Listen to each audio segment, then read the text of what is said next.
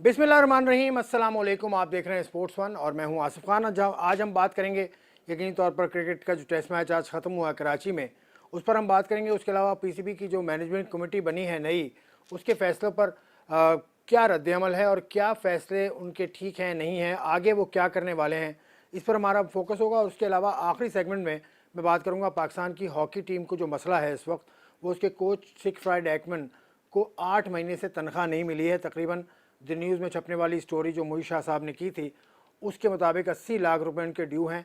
उस पर हम बात करेंगे। मोई शाह साहब भी मेरे साथ होंगे और साथ साथ सिगफ्राइड एक्मन भी मेरे साथ होंगे। इस सेगमेंट में हमारे साथ हैं पाकिस्तान क्रिकेट बोर्ड की जो मैनेजिंग कमेटी है, उसके रुकन हैं, काफ़ी मुतहर्रिक रुकन हैं, शकील शेख साहब, वो मेरे साथ होंगे। उसके अलावा साबिक टेस्ट क्रिकेटर अब्दुल रऊफ़ होंगे और उनके साथ साबिक टेस्ट ओपनर वजातुल्लाह वासी भी मेरे साथ होंगे। अस्सलाम वालेकुम आप तीनों हजरात को मैं खुशामदेद कहता हूँ स्पोर्ट्स वन में। शकील शेख साहब, पहले सबसे पहले आपके रिमार्क्स मिल जाएं मुझे। जो टेस्ट मैच में हुआ वो तो हो गया, लेकिन जो पीसीबी की जो मैनेजमेंट कमेटी है उसने बड़ी जल्दी में फैसले लिए हैं कुछ, यानी सिलेक्शन कमेटी चेंज कर दी, कुछ चीज़ें चेंज की हैं, कुछ नहीं की हैं। सिलेक्शन कमेटी चेंज की है आपने अभी तक, उस हवाले से अगर आप कुछ बताएं कि शाहिद अफरीदी को आपने बना दिया, रजाक को लगा दिया, नवीद वो राना, वो क्या नाम है उनका, मैं नाम इस वक्त भूल रहा हूँ उनका, और हारून रशीद साहब को लगा दिया। ये सिलेक्शन कमेटी चेंज करने की क्या ज़रूरत पड़ी थी आपको? जी सही है। आसिफ साहब, आपको भी और आपके पार्टिसिपेंट को भी सलाम अलैकुम। अच्छा सवाल है ये कि क्यों की थी। देखें, हम एक बड़े क्लियर मैंडेट के साथ आए और आपको पता है कि ये जो कॉन्स्टिट्यूशन है 2019 का, ये रिपील हो गया और 2014 का जो है ये रिवाइव हो गया है। तो ये 2019 के तहत बहुत सी चीज़ें डिफंक्ट हो गई थी। अच्छा, आप कह सकते हैं कि सिलेक्शन कमेटी वो भी रखी जा सकती है, हमारी डिस्क्रिप्शन पे थी चेयरमैन साहब की। मगर कॉन्स्टिट्यूशन तो 2014 का ना, उसमें ये चेयरमैन साहब का डिस्क्रिशन है। तो उन्होंने फैसला किया कि पुरानी जो सिलेक्शन कमेटी थी, क्योंकि उसकी परफॉर्मेंस अच्छी नहीं थी और आपको पता है कि अच्छी नहीं थी, वाइट वॉश हुआ था और सारी कौम में इस्तराब था, या आप कह लें कि सारे लोग इसको नापसंद करते थे, पाकिस्तानी क्रिकेट वाले, गवर्नमेंट सर्कल में, या आप जिसको मर्जी कह रहे स्टेक होल्डर। क्योंकि वाइट वॉश एक ऐसी चीज, बुरी चीज थी जो पाकिस्तान में पहली दफा देखी है होम सीरीज में। तो फिर मेरा ख्याल है कि चेयरमैन साहब ने मुनासिब समझा कि एक नई कमेटी बनाई जाए। और आपको पता है शाहिद अफरीदी मतलब one of the best in the field, और उन्होंने एक्सेप्ट भी कर लिया। और उसके साथ अब्दुल रजाक बेस्ट ऑलराउंडर थे, उन्होंने भी किया। और फिर हमने इनपुट के लिए रजाक, क्योंकि आपको पता है सेंटर पंजाब के साथ थे, और राव इफ्तिखार क्योंकि एकेडमी राव में थे, इफ्तिखार तो अंजुम। उन दोनों की जी राव इफ्तिखार अंजुम, तो उनकी इनपुट बड़ी थी। जाहिर है कि एकेडमी में होने से सारे लड़कों का और सारी चीज़ों का पता था। तो आप कह सकते हैं कि जल्दी में, इतनी जल्दी भी नहीं, लेकिन क्योंकि उस कमेटी की परफॉर्मेंस बड़ी बुरी थी। आपको पता है कि वर्ल्ड कप से लेके एशिया कप काफी दिनों से चल रही थी, और पाकिस्तान की क्रिकेट या टीम जो है ना वो सेटल नहीं हो रही थी। तो जब हमें क्लियर मैंडेट मिला था और चेयरमैन साहब ने समझा कि उस कमेटी की परफॉर्मेंस अच्छी नहीं थी, and he has a right to change it and bring in new people with with इनके क्रेडेंशियल्स भी बहुत अच्छे हैं और इनकी स्टैंडर्ड भी बड़े अच्छे थे, और एक मिक्स कॉम्बिनेशन करके हारून रशीद साहब इसमें कन्वीनर थे, जी। Member, he was convener on the हाँ। पार्ट ऑफ द या। Management committee. तो फिर ये फैसला किया है, और आपको पता है उसके बाद डिसीजन जितने लिए गए हैं, थोड़ी सी टीम में चेंजेस की गई हैं, ज्यादा नहीं की गई। उस चेंजेस का काफी इम्पैक्ट हुआ है, सरफराज को मसलन लाया गया है। तो और दूसरी बात है कि हमें तो फ्रैंकली यहाँ बैठे हुए लाहौर में नजम साहब, हालांकि चेयरमैन साहब गए थे कराची में, आपको पता है जी। उनको भी बड़ा एतराज था, लोगों ने भी कहा पिचेस अच्छी नहीं बनी हुई, इंतजाम ठीक नहीं थे, क्रिकेट के ऑपरेशंस ठीक नहीं हो रहे थे, सिलेक्शन ठीक नहीं थी। तो हम तो काफी सारे और डिसीजन लेना चाह रहे हैं, क्योंकि अभी चलें, 4-5 दिन कराची में थे, अब आए हैं। आपके तो आप और डिसीजन, डिसीजन लें। जी आपके डिसीजन पे बात करूंगा। रऊफ, आपने सुन लिया शकील शेख साहब ने क्या कहा है। आप सिलेक्शन कमेटी से मुतमईन है जो बड़ा फैसला पहला लिया है इंतजामी कमेटी ने? देखें जी, मैं उन लोगों में हूँ जो बिल्कुल आप जो जो जल्दी जल्दी जो स्टेप लिए जाते हैं, मैं किसी सूरत भी उससे एग्री नहीं करता। मैं जब तक उसका एक एंड रिजल्ट सामने नहीं आ जाता उसके बाद ही उस पर बात करता हूँ, उससे पहले बात नहीं कर सकता। क्योंकि जो कोई भी आता है वो एक नई स्टोरी सुनाता है और एक नई स्टोरी वो लेकर सामने आता है। मगर जब उसका एंड रिजल्ट सामने आता है तो वो पाकिस्तान क्रिकेट के लिए बहुत ज्यादा कोई भयानक निकलता और इतना कोई नतीजा खेज निकला नहीं है काफी अरसे से। इसी वजह से जो पाकिस्तान की क्रिकेट अब बड़े अरसे से सफर कर रही है। देखें कि बार बार का उखाड़ पिछाड़ और बार बार की चेंजिंग पाकिस्तान क्रिकेट बोर्ड के अंदर, और उसका फिर जितना स्टाफ है वो भी सारा इस तब्दीली की नजर हो जाता है। तो उसमें जो सबसे ज्यादा सफर करता है वो पाकिस्तान के प्लेयर्स हैं, पाकिस्तान के क्रिकेटर्स हैं, जो कि एक सिस्टम के साथ पहले सेटल डाउन होते हैं, तो फिर नया सिस्टम आता है। तो वो जो बेचारे एक लंबा अरसा मेहनत करके आए होते हैं, तो उनकी जो सारी मेहनत होती है उसके ऊपर पानी फिर जाता है। उसके बाद फिर देखें कि आप इस तरह की चेंजेस या जिस तरह के डिसीजन आप ले रहे हैं पाकिस्तान क्रिकेट बोर्ड में, इस तरह तो आप एक, मेरा ख्याल है कि किसी क्लब को भी नहीं इस तरह जल्दी जल्दी चेंज करके चला सकते। आप देखें कि आप 25 करोड़ की आबादी वाला मुल्क है, और उस पर इतने इस तरह के ब्लंडर्स किए जा रहे हैं और इस तरह के डिसीजन लिए जा रहे हैं कि जो भी आता है वो बिल्कुल अपना एक नया सिस्टम लेकर आ जाता है। आपने एक चलता चलाया सिस्टम था, उसका बेड़ा गर्क कर दिया, आपने डिपार्टमेंट्स को अप्रूव कर दिया, आपने रीजन्स क्रिकेट खत्म कर दी, आपने डिस्ट्रिक्ट क्रिकेट खत्म कर दी। उसके बाद आपने जो सारा स्ट्रक्चर था आपका रीजनल स्ट्रक्चर, उसको बिल्कुल खत्म कर दिया। तो उससे एक बहुत बड़ी जो यूथ की तादाद थी वो बेरोजगार हो गई। अब जो नहीं आई है, तो मेरा ख्याल है कि इनके जो डिसीजंस है वो भी अभी टू अर्ली है।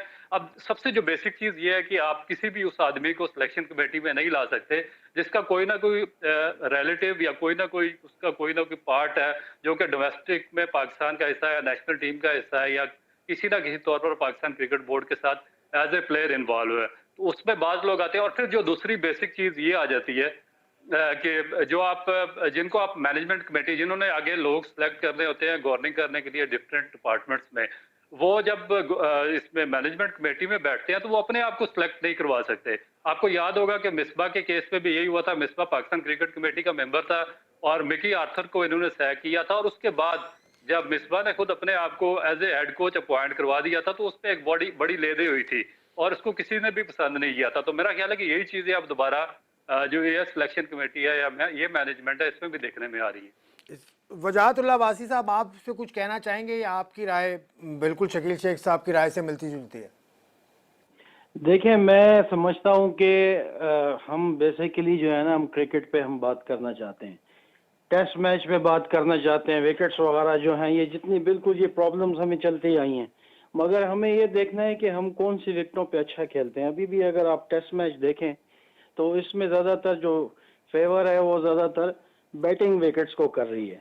तो अगर हम टर्निंग विकेटें बनाएं, हमारे पास ऐसे प्लेयर्स हैं, अभी सरफराज देखें टीम में आए हैं, उनका कम बैक हुआ है, उन्होंने अच्छी परफॉर्मेंस की है। अभी जो नई अबूरी सिलेक्शन कमेटी आई है, इन्होंने बड़े ब्रेव डिसीजंस लिए हैं। इन्होंने अंडर 19 के जो टॉप परफॉर्मर्स हैं, जो रन्स कर रहे थे ऑलरेडी, कुछ प्लेयर्स इन्होंने इंडक्ट किए हैं, और ये अच्छी एक बात है। और इसके अलावा भी अगर आप देखें, जो अभी 21 रुकनी जो लड़के अनाउंस किए हैं, उसमें शर्जील वापस आया है, उसमें और कुछ प्लेयर्स हारिस सोहेल वापस आए हैं। तो मेरे ख्याल में सिलेक्शन कमेटी, और जिस तरह शाहिद को जाना जाता है, स्ट्रेट बात करता है और ब्रेव फैसले करता है, तो मैं उम्मीद रखता हूं कि इंशाल्लाह ये फैसले जो मुस्तकबिल में जो इन्होंने अभी किए होंगे, इंशाल्लाह ये आगे पेड ऑफ होंगे।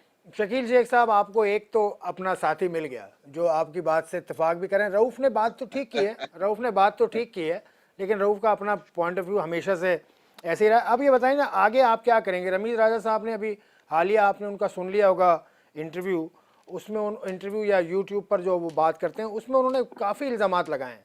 मतलब उसको किस तरह से रिस्पॉन्ड करेंगे? वैसे पीसीबी ने प्रेस रिलीज तो दे दी है, लेकिन आप एज मैनेजिंग कमेटी मेंबर कैसे रिस्पॉन्ड करेंगे? देखें, पहली तो बात है कि एक आध बात मैं रऊफ की जरूर कर दूं कि रऊफ शायद समझ रहा है कि ये सिलेक्शन कमेटी परमानेंट बन गई, ये इंटरिम सिलेक्शन कमेटी है और इसके बाद ये एक परमानेंट सिलेक्शन कमेटी बनाई जाएगी। उसके लिए डेलिब्रेशन ऑन है और जाहिर है कि ये आपको पता है 1 डे के बाद ये कमेटी खत्म हो जाएगी और फिर नई कमेटी बनेगी। पहली तो बात ये है।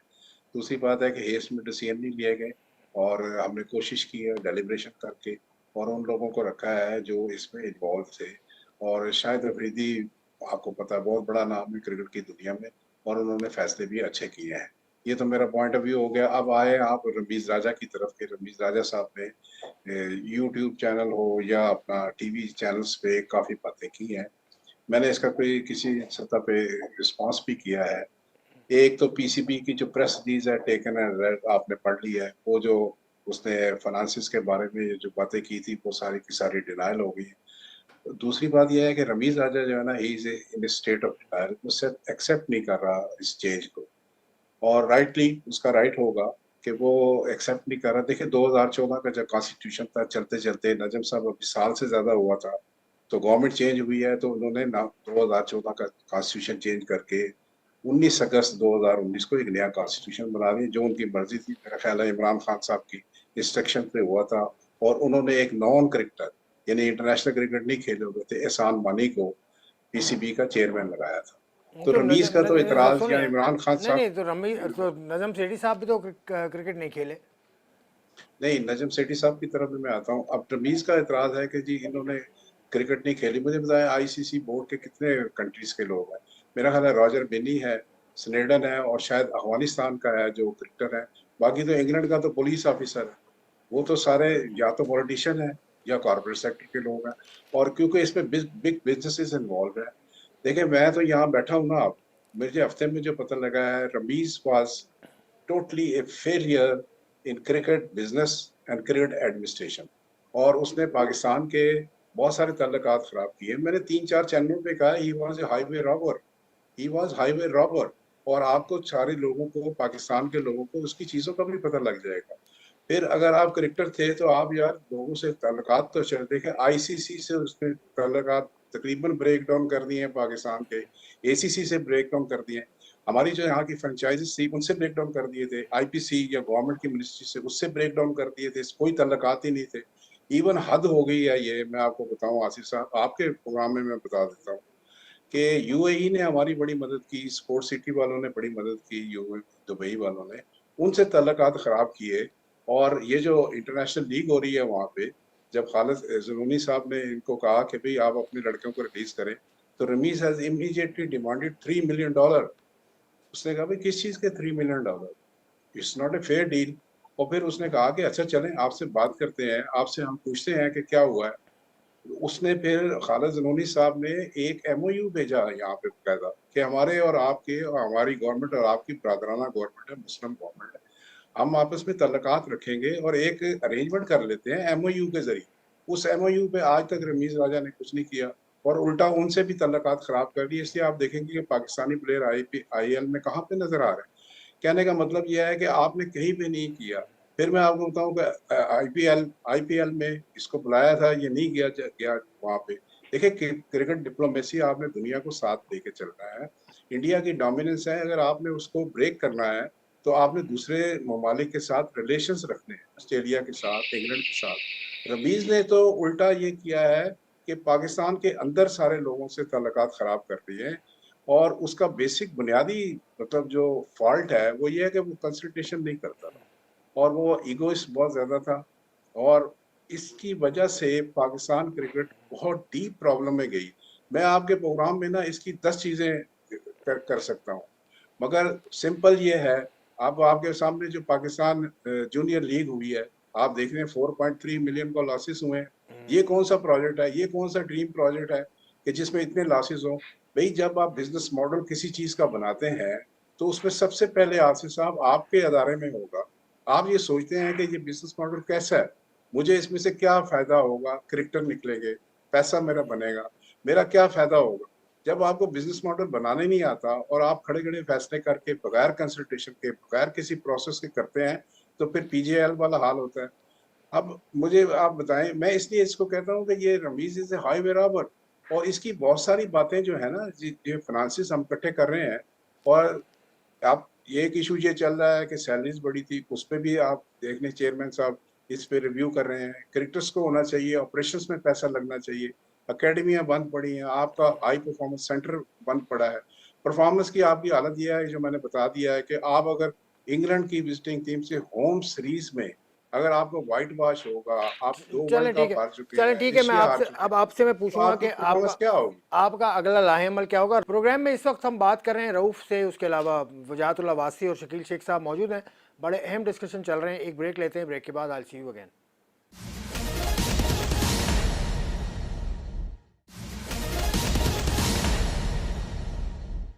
Welcome back to this segment of sports one. मेरे साथ मौजूद हैं शकील शेख साहब, रऊफ और वजाहतुल्लाह वास्ती। रऊफ, अब ये इतनी लंबी लिस्ट गिनवा दी शकील शेख साहब ने रमीज़ राजा साहब के खिलाफ, तो उस पर आप अब तो मुतमईन होंगे क्योंकि रमीज़ राजा साहब से भी खुश नहीं थे कुछ खिलाड़ी, क्रिकेट के खिलाड़ी?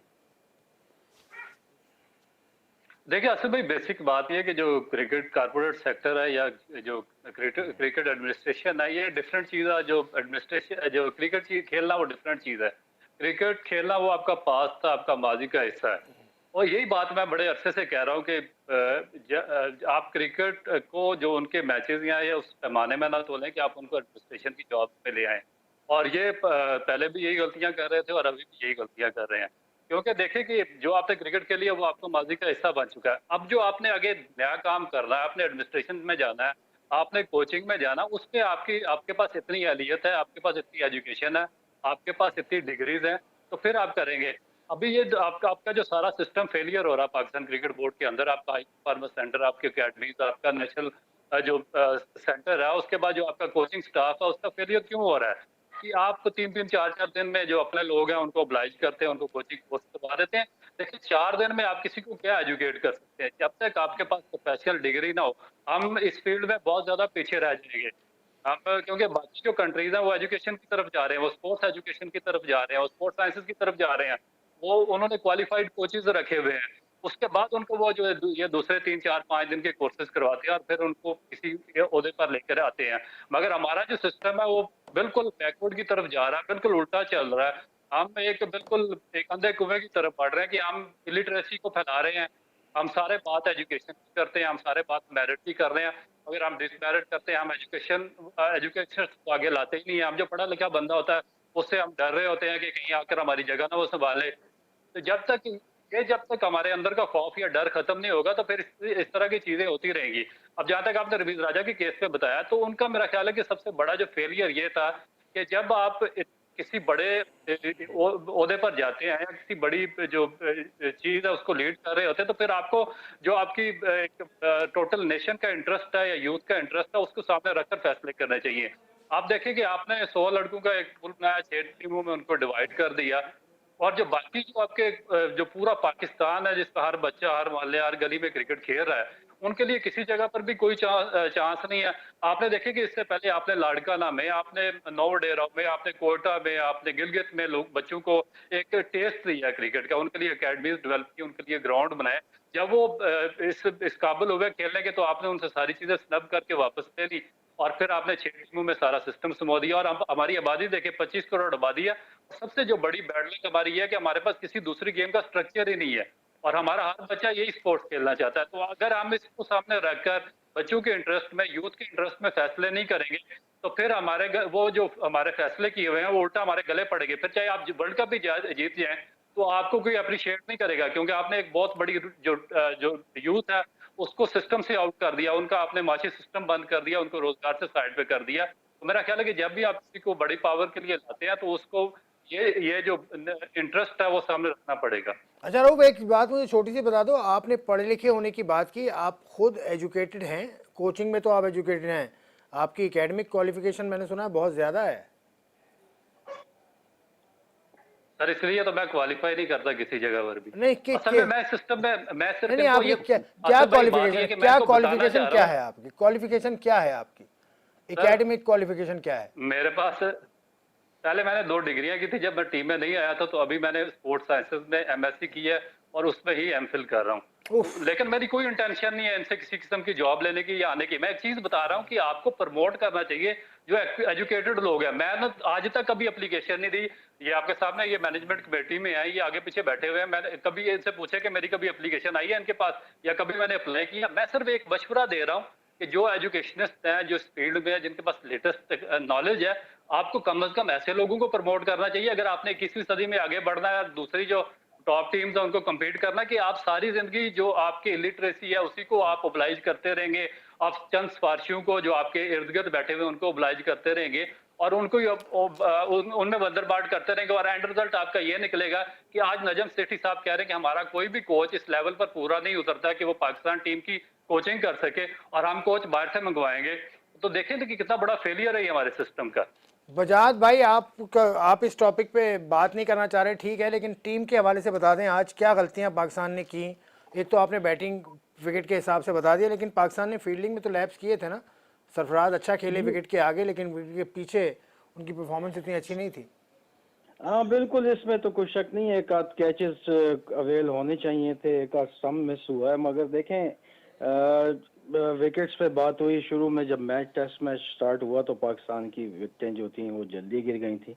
उसके बाद जिस तरह बाबर खेला और सरफराज जिस तरह टीम को लेके चला है, तो एक अच्छी पोजीशन पे आ गए थे, मगर जिस तरह की विकेट जिस तरह बाद में बिहेव किया, साइडों पे थोड़े पैचेस थे, मैं समझता हूं कि हमारे स्पिनर्स को इस विकेट पे मजीद अच्छे बॉल करने चाहिए थे।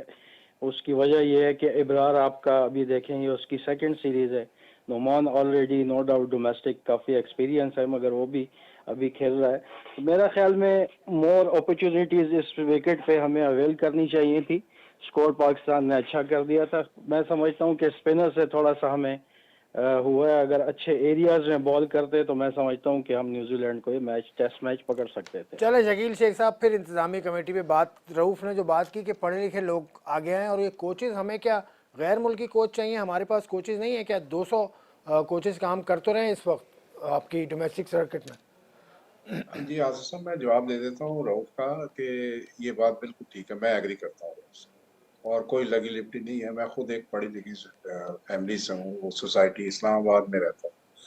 बड़ी ज़रूरत है इस बात की कि भाई पढ़े लिखे लोग होने चाहिए, और उन्होंने साथ कोचिंग वगैरह या कोई कोर्सेज या क्रिकेट के, फिर अगर कोई क्रिकेट खेला हो पाकिस्तान के लिए, और फिर उसने पढ़ाई भी कर ली हो, तो आपको पता है कि बहुत कम लोग हैं ऐसे, बहुत कम लोग पाकिस्तान में। हमें उसको इनकरेज करना चाहिए, इसमें कोई शक नहीं।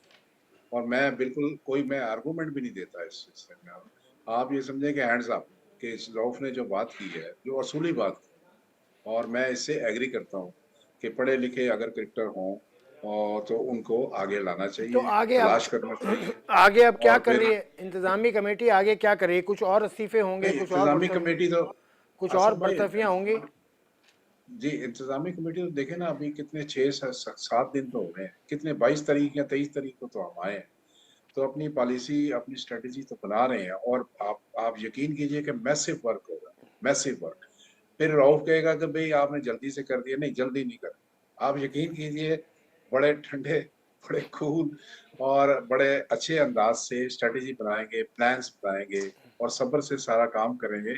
उसके बाद ये सारी पॉलिसीज अनाउंस करेंगे। हाँ, जहां तक आपने ये सवाल किया है कि कोई और बरतरफियां होंगी, यस, मैनेजमेंट में यहाँ पे काफी ज्यादा चेंजेस होंगी, और आप इसके लिए तो करें हमसे कि ये जरूर होंगी। यानी डेड वुड्स हैं या ज्यादा सैलरी वाले हैं, उनके लिए मुख्तलिफ चीजें डिसाइड की जा रही हैं, जो आपके पास जल्द आ जाएगी। इसलिए मैं जल्दी नहीं कह रहा, लेकिन ये है कि कई चीजें वाकई ही जल्दी करने की होती है, क्योंकि सारी परफॉर्मेंस नजर आ रही होती है, बोर्ड में वर्किंग नजर आती है, हमारे पास सारे पेपर आ रहे हैं। मैं कह रहा हूँ कि 22 23 तारीख से तो हमने पंक्ति शूट की है, और फिर चेयरमैन साहब आपको पता है कराची चले गए टूर था न्यूजीलैंड वाली, तो उसके बाद ये कल तो अभी वापस आए। नहीं, अभी तो वर्किंग डेज ये जो आप वर्किंग बात डेज कर रहे दो हैं, तीन ही हुए हैं। ये डॉन अखबार में आज एक स्टोरी छपी है, उसमें लिखा हुआ है कि बरतरफ किए जाएंगे, उसमें नाम भी लिखे हुए हैं, नदीम खान, उसके अलावा फैसल हसनैन, उसके अलावा समीउल हसन बरनी। ये सब सही नाम है? इन सबको बरतरफ किया जाएगा? नहीं देखे ना, बहुत सारी खबरें बहुत सारे सहाफियों के पास आती हैं, और वो बड़े रिस्पेक्टेबल है, इन्वेस्टिगेटिव जर्नलिज्म करते हैं, उनको कहीं ना कहीं से इत्तलात मिली है। लेकिन मैंने बताया कि इस पे काम हो रहा है, और आपको पता है कि रीवैम्पिंग होगी एडमिनिस्ट्रेटिव साइड पे और सीनियर मैनेजमेंट साइड पे जरूर होगी, और इसके लिए काम किया जा रहा है, और आपको जल्द पता लग जाएगा। और ये क्योंकि चेयरमैन का प्रोगेटिव है, फिर वो मतलब है कि मैनेजमेंट कमेटी को लाएंगे, तो इंशाल्लाह ताला एक अच्छे अच्छे डिसीजन करेंगे, आपके सामने आ जाएगा। टीम का कोच भी चेंज हो रहा है क्या? गैर मुल्की कोच आएगा टीम के लिए? नहीं, वो इसलिए है कि मेरा ख्याल है कि चेयरमैन साहब ने पहले ही शायद एक दो जगह पे कह भी दिया है कि मिकी आर्थर को शायद वो एंगेज करना चाहते हैं। ये नेगोशिएशन अभी जारी है, मैं कॉम्प्रोमाइज इस पर नहीं होना चाहता। उसकी वजह ये थी कि Mickey Arthur was a highly successful, 2017 की चैंपियन ट्रॉफी और दूसरे मामला भी थे, और प्लेयर भी मेरा काफी चाहते थे इस बारे में। तो ये अभी नेगोशिएशन के ऊपर जारी है, तो मैं इस पे कॉम्प्रोमाइज नहीं करना चाहता, लेकिन उन्होंने इंडिकेशन की है कि मिकी आर्थर को एंगेज करें। रऊफ साहब, आपने सुन ली सारी बातें, अब आपका कोई मशवरा हो मैनेजिंग कमेटी को बेहतर काम के लिए आपकी नज़र में, तो वो दीजिए आप। जी मैं हाजिर हूँ, राउत साहब बताएं जी प्लीज। देखिए, बेसिक चीज ये है कि जो आपकी जो अकेडमीज है, नेशनल हाई परफॉर्मेंस सेंटर, ये एक शहर में फंक्शन नहीं होना चाहिए कि लाहौर में पूरा पाकिस्तान, अगर कोई कराची में परफॉर्म कर रहा तो उसको भी उठा के लाहौर ले आए, अगर कोई पिंडी में कर रहा उसको भी, अगर कोई मुल्तान में या कोयटा में उसको भी लाहौर ले आए।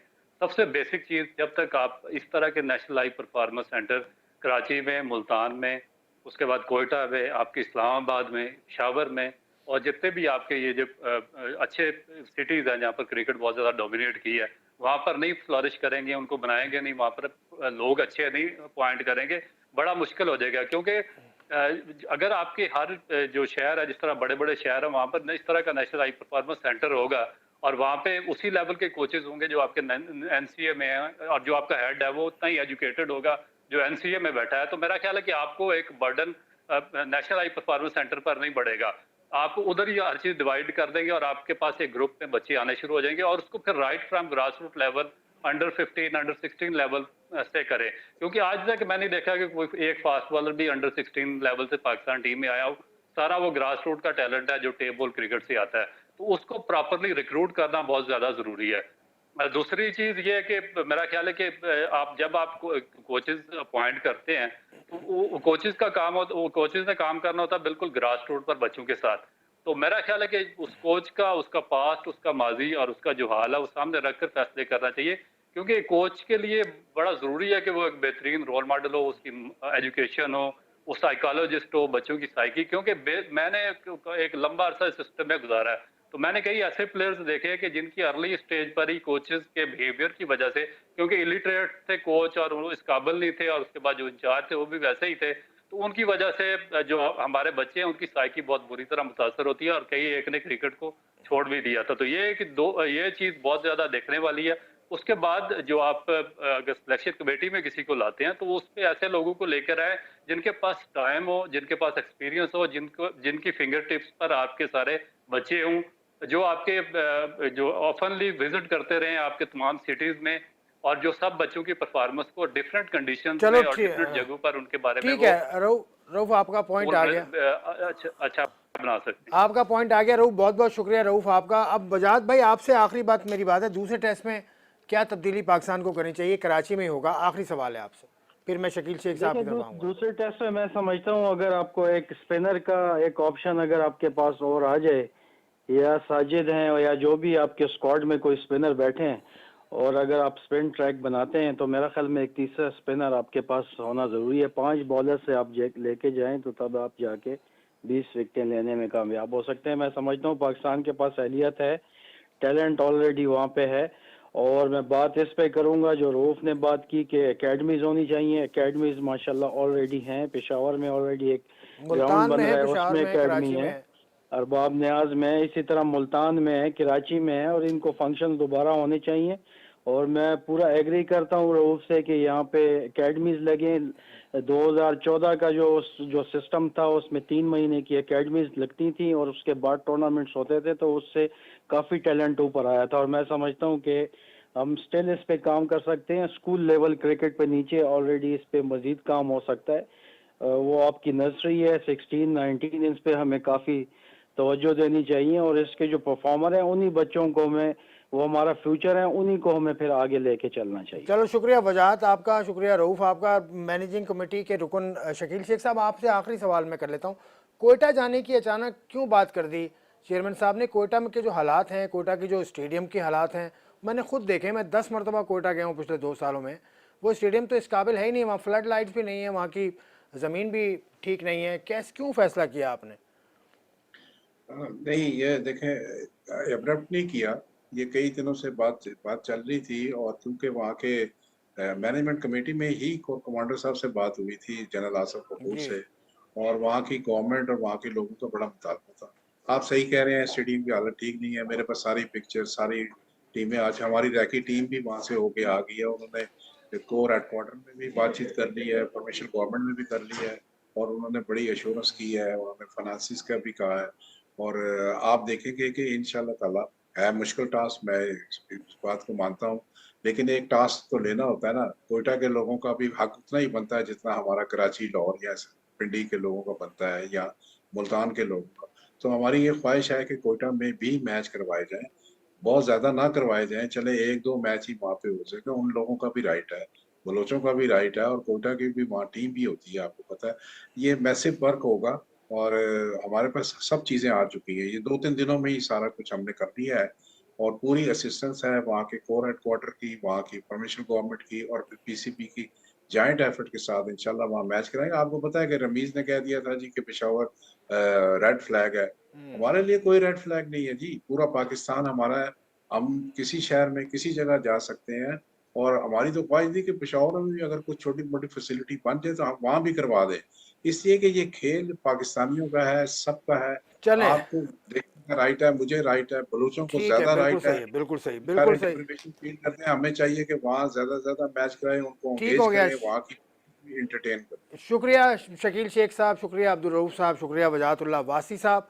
ये था आज के प्रोग्राम का ये सेगमेंट जिसमें हमने पाकिस्तान क्रिकेट पर बात की, पाकिस्तान क्रिकेट टीम की परफॉर्मेंस पर बात हुई। आपने सुना कि दूसरे टेस्ट में पाकिस्तान के पास एक स्पिनर अगर ज़्यादा हो जाए तो बेहतर सूरत हाल होगी। बाकी इंतज़ामी कमेटी क्या कर रही है उसके ऊपर रऊफ़ ने बात की कि पढ़े लिखे क्रिकेटर्स जो मौजूद हैं सर्किट में उनको आगे लाया जाए, एकदम हेस्ट में काम ना किया जाए कि कोचिंग कोर्सेज भी कराए गए थे भी हालिया, लेकिन इंतज़ामी कमेटी के अहम रुकन शकील शेख साहब ने कुछ बातों को की रऊफ़ को माना और दूसरी बातें उन्होंने सारी बताई कि कोयटा भी जाना चाहते हैं और दीगर उमूर पर भी उन्होंने रोशनी डाली। इस सेगमेंट से मैं अब जाऊंगा दूसरे सेगमेंट की तरफ जो हॉकी के ऊपर है पूरा, कि हॉकी के जो हेड कोच हैं उनके पैसे नहीं मिले 8 महीने से, उस पर मोई शाह साहब और हॉकी के कोच सिक फ्राइड एकमैन के साथ एक सेगमेंट हम करने जा रहे हैं इस ब्रेक के बाद।